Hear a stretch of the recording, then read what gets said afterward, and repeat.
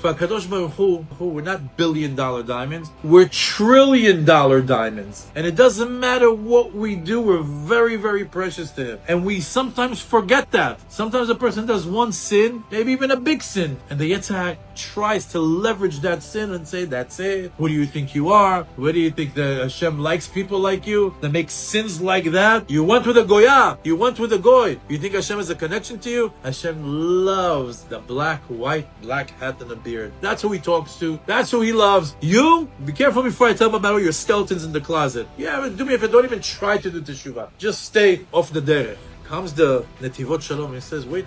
Never fall for that. Never get defeated. Never get deflated. Never feel disconnected. Because even if you're the farthest away, you can still come back. Because you are Ben Shel Melech, Shua'av La'olam. And he says, Vezot Atzad Bil'am. He says, this was the advice of Bil'am. Lachnis Pirud ben HaKadosh Baruch Hu le'Yisrael. His advice was, we can't win them militarily, but let's create distance between the Jewish people and their God. How? Shemitoch kach heviu et klal Yisrael lidei yeush. Let's bring them to Yeush. Let's defeat them. Let's deflate them. Let's make them feel like they're disconnected, like they did such a grave sin that they can't. And he was so smart. He was so smart because he went for the jugular. He says, let's take a look. What's the one thing that Hashem hates the most? Zima. Go for Zima. That's what's going to make them the most disconnected. He had good advice. For the other side.